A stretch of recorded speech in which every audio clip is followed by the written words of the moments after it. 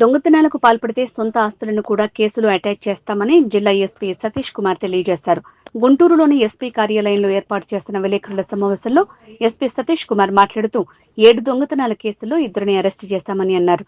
మొత్తం ఈ కేసులో 3 ముద్దాయిలుగా తేల్చామని, 2 అరెస్ట్ చేశామని, 1 పరారీలో ఉన్నట్టు తెలిపారు. అరెస్ట్ అయిన వారు ఆకుల శ్రీను, నాగదాసరి మహేష్లుగా గుర్తించామని అన్నారు. వీరిద్దరూ తోడు అల్లులు. వీరిద్దరూ డ్రైవర్లుగా పనిచేస్తున్నారు. గుంటూరు, కృష్ణా జిల్లాలో వీరు దొంగతనాలకు పాల్పడటం జరిగింది.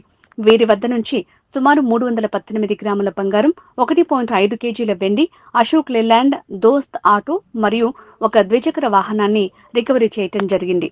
అందరికీ గుడ్ ఆఫ్టర్నూన్.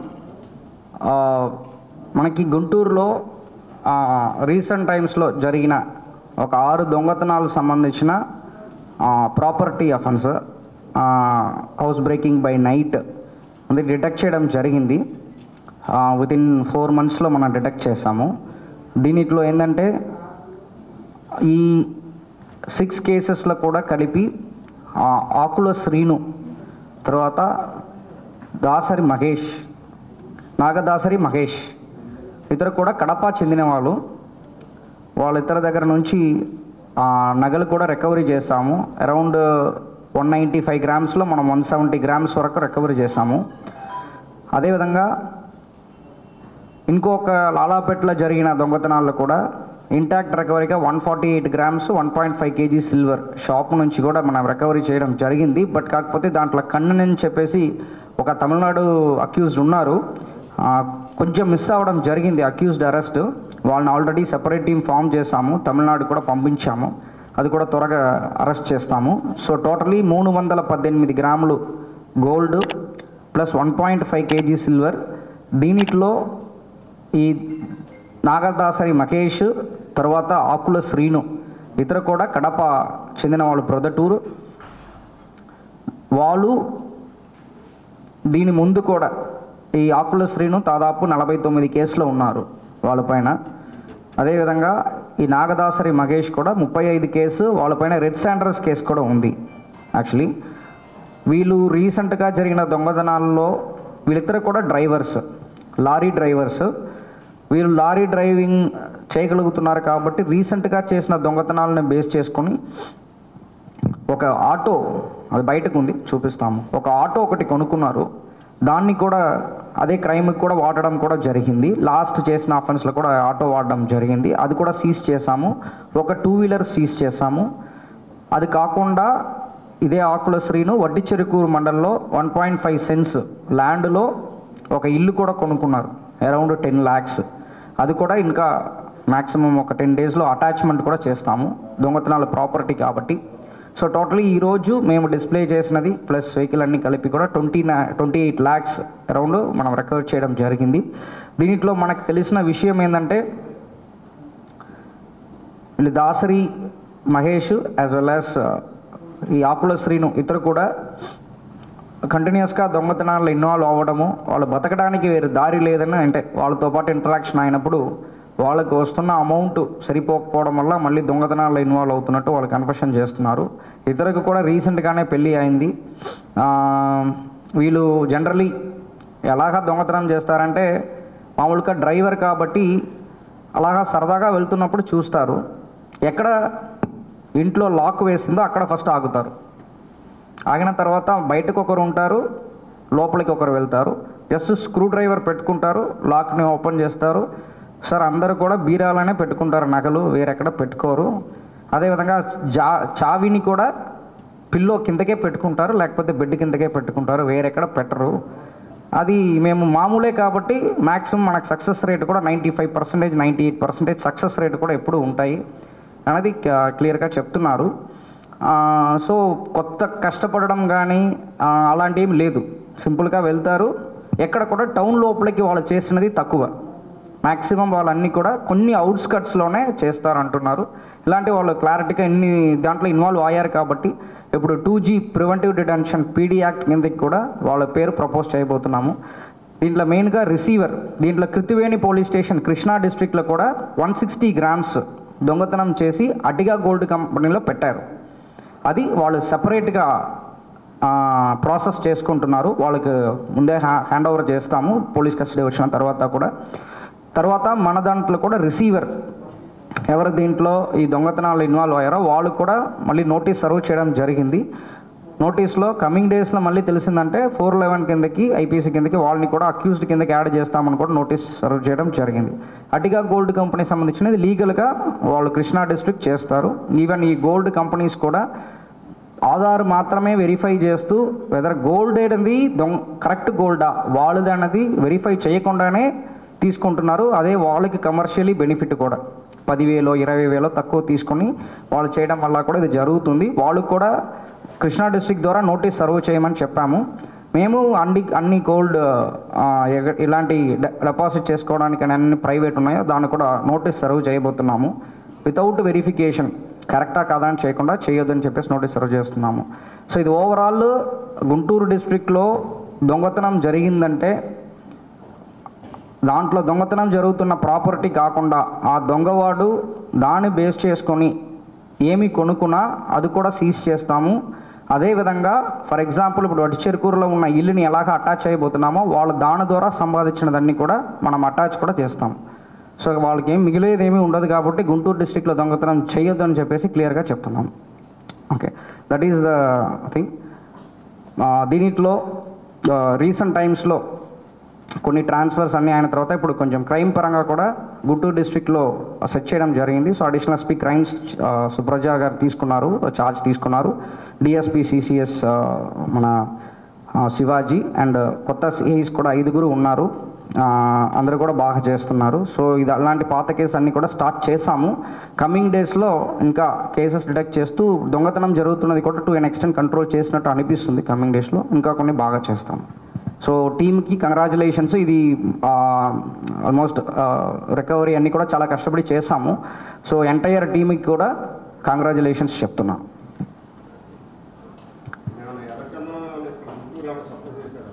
ఇక్కడ కాదు, వాళ్ళకి కడప కాబట్టి కడపల కేసెస్ ఉంది, మనకు సంబంధం లేదు.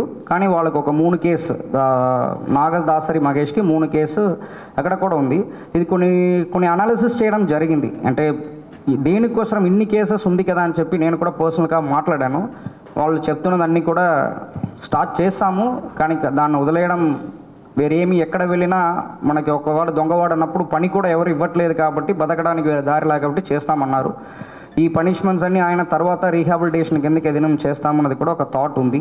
పర్మనెంట్ సొల్యూషన్ వీళ్ళ సైకాలజీ ఎలాగా ఉంది, 49 కేసు 35 కేసు అంటే ఇలా కంటిన్యూ చేయడానికైనా కారణాలు ఏంటి, భయం లేదా, జైలు అంటే భయం లేదన్న యాంగిల్లో కూడా మాట్లాడడం జరిగింది. సో దాన్ని బేస్ చేసుకొని కమింగ్ డేస్లో ఇంకా అదర్ అక్యూజ్డ్ కూడా ఇలాంటి ఉన్న వాళ్ళ పైన కూడా కొన్ని సైకలాజికల్గా చేస్తూ కూడా దీనికి పర్మనెంట్ సొల్యూషన్ ఎలాగ ఉన్నది కూడా కొన్ని ఆలోచించుతున్నాము. That's a long term. ఇది చెప్పండి. సారీ, డబ్బు ఏమీ వాళ్ళ దగ్గర ఏమీ దొరకట్లేదు. యాక్చువల్లీ ఇది అన్ని గోల్డ్ పెట్టారు కాబట్టి మ్యాక్సిమం ఇప్పుడు వాళ్ళు తీసుకున్నది కూడా గోల్డ్. ఇది ఒక ఇంపార్టెంట్ క్వశ్చన్. అంటే డబ్బులు అనేది ఎలాగా ఎందుకు లేదంటే ఏమి లేదు. వాళ్ళు దొంగతనం చేసిన గోల్డ్ని ఇమీడియట్గా పెట్టేసి డబ్బులు తీసుకోరు, కావాల్సినప్పుడు పెడతారు. 5,000 10,000 దానికి ఎక్కువ వాళ్ళు డబ్బులు చేతిలో పెట్టుకోరు. అది ఆగిపోయిన తర్వాతనే మళ్ళీ పెట్టేసి తీసుకుంటారు. సో గోల్డ్ ఎక్కడ పెడతారంటే అది కూడా ఇంట్రెస్టింగ్ ఫ్యాక్ట్. అన్నీ చెప్పేసామంటే మళ్ళీ ఫ్యూచర్లో దొంగవాట తిరిగారు కాబట్టి చెప్పలేను. కానీ ఆ గోల్డ్ కూడా కరెక్ట్ ప్లేస్లో వాళ్ళు పెట్టుకుంటున్నారు, కావాల్సినప్పుడు మాత్రం కన్వర్ట్ చేసుకుంటున్నారు. కానీ ఇన్ని కేసులో ఉంది కదా, మిగిలిన గోల్డ్ ఏంటంటే మ్యాక్సిమము పోలీస్ రికవరీ కూడా చేసేస్తున్నారు. అన్నీ అలాగా వాళ్ళకి మిగలట్లేదు. ఏదో కొంతవరకు వాళ్ళు ఇంకొక కేసులో దొరకడం వరకు ఉన్న మధ్యలో ఉన్న గ్యాప్లో కొన్ని ఖర్చులు పెట్టుకుంటున్నారు అంతే, అక్కడ వరకే. అందుకే ఇంకా కూడా పర్మనెంట్గా సెటిల్ అవ్వట్లేదు. వాళ్ళు మిగిలిన దాంట్లో పెట్టుకున్న వటిచెరుకూరు ఇల్లుని కూడా మనం అటాచ్ చేయబోతున్నాం.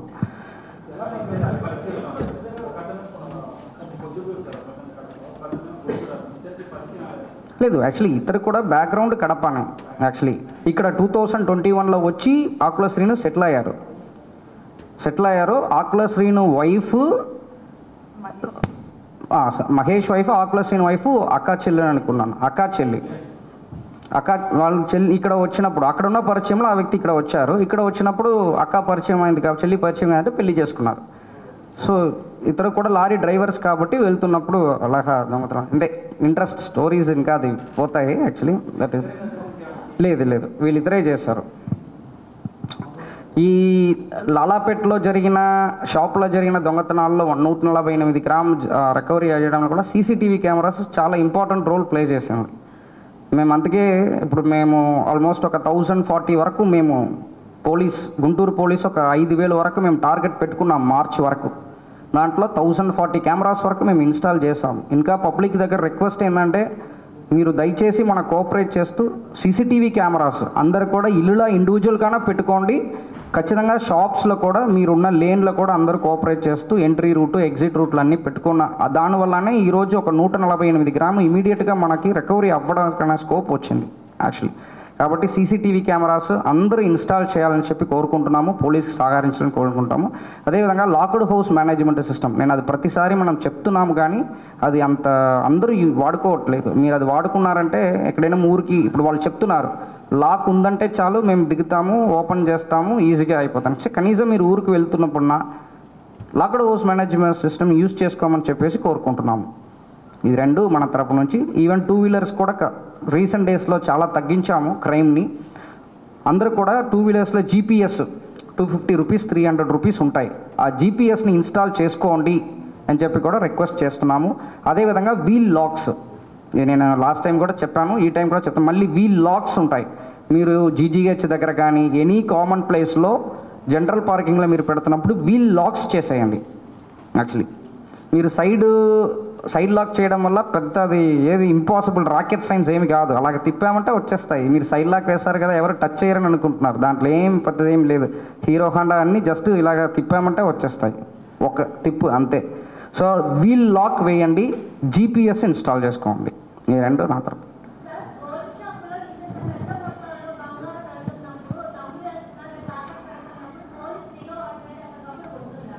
దానివల్లనే కొన్ని కేసెస్ డిటెక్ట్ అవుతుంది యాక్చువల్లీ. దాంట్లో కొంతమంది రిసీవర్స్ని కూడా మనం పర్మనెంట్గా ఎక్కడెక్కడ పెడుతున్నారో వాళ్ళు కూడా ఒకే చోట్ల పెట్టట్లేదు. ఇప్పుడు గుంటూరు అంటే గుంటూరు షాప్లో మాత్రం పెట్టరు వాళ్ళు. గుంటూరులో మనకి ఒకసారి డిటెక్ట్ చేసామంటే మళ్ళీ రాజమండ్రి, కృష్ణా, విజయవాడ, సమ్టైమ్స్ శ్రీకాకుళం ఇలాంటి వాళ్ళు కూడా దూర ప్రాంతాల్లో పెట్టుకొని పెడుతున్నారు. దానివల్ల మనకి స్పెసిఫిక్గా ఓవరాల్ స్టేట్లో మనం చూడాల్సిన యాంగిల్ ఇది.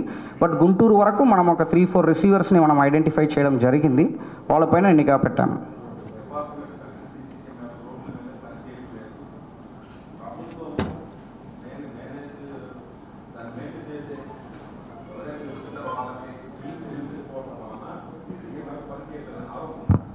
లేదు అది కరెక్ట్. దానివల్ల ఇన్వెస్టిగేషన్కి కొంచెం ఇబ్బందికరంగా ఉంది అనే అలిగేషన్ కూడా వస్తుంది. లేదు అది కరెక్ట్ కాదు. బికాస్ మ్యాట్రిక్స్ కెమెరాస్ మ్యాక్సిమం అన్నీ కూడా పనిచేస్తున్నాయి. ఇప్పుడు మన దగ్గర కూడా ఆల్మోస్ట్ 80% ఆఫ్ ద కెమెరాస్ మనకు పని చేస్తుంది. కొన్ని కెమెరాస్ కూడా చిన్న రిపేర్స్లా పని చేయట్లేదు, కానీ గవర్నమెంట్ పరంగా ఉన్న మ్యాట్రిక్స్ కెమెరాస్ అన్నీ కూడా మన కంట్రోల్ రూమ్ కూడా వస్తుంది. కాకపోతే ఉన్న కెమెరాస్ సరిపోదు, అది పాయింట్. మెయిన్ ఏరియాస్ మాత్రమే కవర్ అవుతాయి. బట్ కాకపోతే ఇలాంటి ఇప్పుడు ఫర్ ఎగ్జాంపుల్ ఇంకో లాలాపేటలో జరిగినది ఒక షాప్ లోపలికి జరిగింది దొంగతనాలు. కెమెరా ఉంది కాబట్టి ఈజీగా డిటెక్ట్ అయింది, లేకపోతే డిటెక్ట్ అవ్వదు కదా. సో ఈవెన్ చిన్న lanes, Brodipet first lane, 4th lane, 3rd lane అంటారు, దాంట్లో అన్నీ కూడా ఉందంటే కొన్ని స్నాచింగ్ కూడా కంట్రోల్ అవ్వడానికి స్కోప్ ఎక్కువ ఉంటాయి. సో మీరు అడిగిన క్వశ్చన్కి ఏంటంటే గవర్నమెంట్ పెట్టిన వరకు ఉన్న కెమెరాస్ 80-85% ఆఫ్ ద కెమెరాస్ పని చేస్తుంది. ఎలక్ట్రికల్ సప్లై లేకపోతే వైర్ ప్రాబ్లము, లేకపోతే ఈ చెట్టు కంటిన్యూస్గా దాంట్లో పట్టడం వల్ల కొన్ని కెమెరాస్ పోవడము, అలాంటి ఎనీ టైము ఒక 15-20% ఆఫ్ ద కెమెరాస్ నాట్ ఫంక్షనింగ్లో ఉంటాయి. అదర్వైజ్ 80% ఉంది. ఇంకా అది సరిపోదు. ఫర్ ఎగ్జాంపుల్ చెన్నైలో చూసామంటే 1.5 lakhs to 2 lakhs only Chennai టౌన్లో మాత్రమే ఉంది. మీరు ఎక్కడ తిరిగినా మీరు ఎక్కడ వెళ్ళడానికి స్కోప్ లేదు. అలాంటి ఒక సిస్టమ్ మన గుంటూరులో ఎస్టాబ్లిష్ చేయాలనే ఉద్దేశంతో పాటు మనం 5,000 మార్చ్ వరకు టార్గెట్స్ పెట్టుకుంటాం మనమే. సో ఇంకా కొన్ని ఎక్కువ పెంచుతామన్నది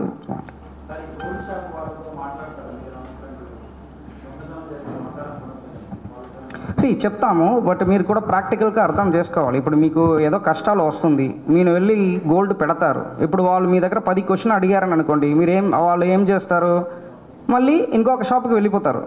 యాక్చువల్లీ వాళ్ళ వ్యాపారమే అది.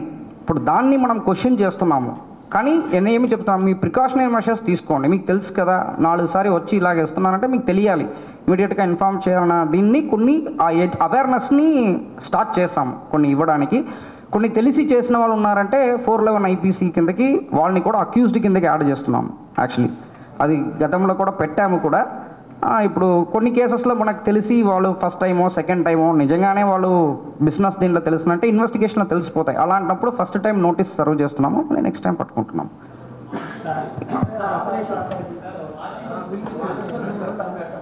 అట్టిగా కంపెనీస్లో ఆధార్ కార్డు తీసుకుంటున్నారు, బట్ ఆధార్ కార్డు ద్వారా వీళ్ళు దొంగవాడా లేదా అనేది మనం ఐడెంటిఫై చేసిన తర్వాత కనెక్ట్ చేయగలుగుతాం.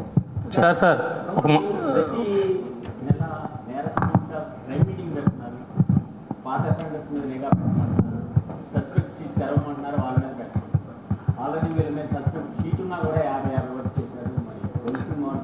అదే చెప్పు, ఒక డిస్ట్రిక్ట్లో కాదు కదా, వేరియస్ డిస్ట్రిక్ట్స్లో చేస్తున్నారు వీళ్ళు. మూవ్మెంట్లో లారీ డ్రైవర్స్ ఉండడం వల్ల వేరియస్ ప్లేసెస్లో చేస్తున్నారు. మీరు ఎంత నిఘా పెడతారు, నైట్ చూస్తారు, రిపీటెడ్గా ప్రాక్టికల్గా చూడలేరు కదా. వాళ్ళు జాబ్ లారీ డ్రైవర్స్గా వెళ్తున్నప్పుడు వాళ్ళు ఇలాగా చేస్తున్నారు. బట్ వీళ్ళు చేస్తున్నది డిస్ట్రిక్ట్స్ చూసారంటే కూడా ఓవర్ ద ఎంటైర్ స్టేట్ చేస్తారు వీళ్ళు. కాబట్టి కొంచెం వీళ్ళకి ఓవరాల్ ఇప్పుడు కొన్ని కోఆర్డినేషన్ చేయాలి. నేను చెప్పిన పాయింట్ వాలిడ్ పాయింట్. స్టేషన్ వైపు ఎప్పుడు నిఘా ఉంటుంటే ఎక్కడికి వెళ్ళినా సరే తెలియపరిచి నేను వెళ్తుంటే నాకు భయం ఉంటుంది కదా, నన్ను పిలిచి అడిగారు, నా గురించి రిపోర్ట్ అడిగారు. ఎవరో సస్పెక్ట్ వదిలేస్తున్నారు, మీరు ప్రతి నెలా చెప్తున్నారు కానీ ఇంప్లిమెంట్ అయితే ఇంప్లిమెంట్ చేస్తున్నారు. ఆల్రెడీ 280 మెంబర్స్ లాస్ట్ 1.5 monthsలో 45 daysలో 280 మెంబర్స్ని ఇక్కడ తీసుకుని రావడం జరిగింది. వాళ్ళు వేలుముద్రలు కానీ ఫుల్ అడ్రస్ కానీ వాళ్ళ రిలేటివ్స్ నెంబర్ కూడా అన్నీ తీసుకోవడం వల్లనే రీసెంట్ టైమ్స్లో కొన్ని దొంగతనాలు జరిగింది. బట్ ఎక్సెప్షనల్ కేసు ఉంటాయి, అది కూడా మేము కమింగ్ డేస్లో కొన్ని. Thank you sir.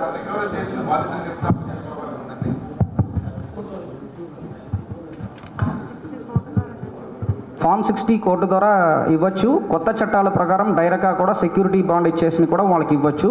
ఏ సిస్టంలో బెటరో త్వరగా ఇచ్చేస్తాము వాళ్ళకి.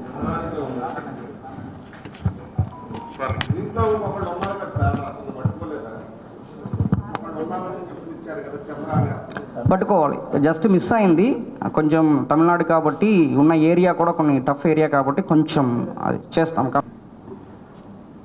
Thank you sir. Thank you.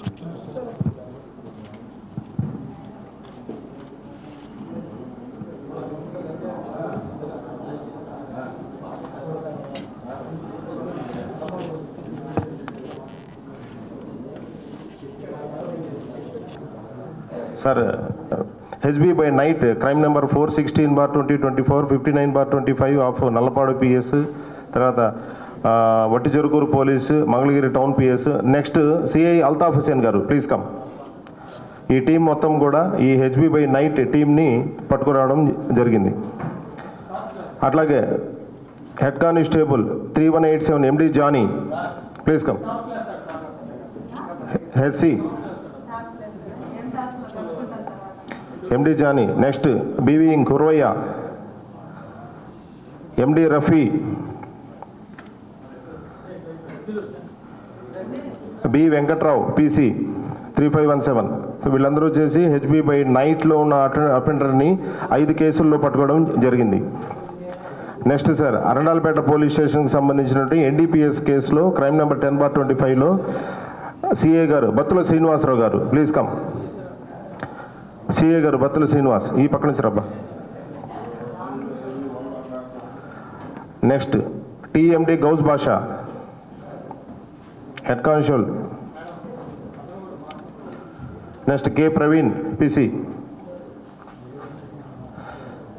అలాగే లాలాపేట పోలీస్ స్టేషన్కి సంబంధించినటువంటి చీటింగ్ కేసులో పనిచేసినటువంటి సిఐ అనురాధ మేడం, లేదా రైట్, ఓకే వదిలేసాను. Next D Adinarayana PC, D Adinarayana. PC Sharif అంట మేడం, షబ్బీర్ సార్.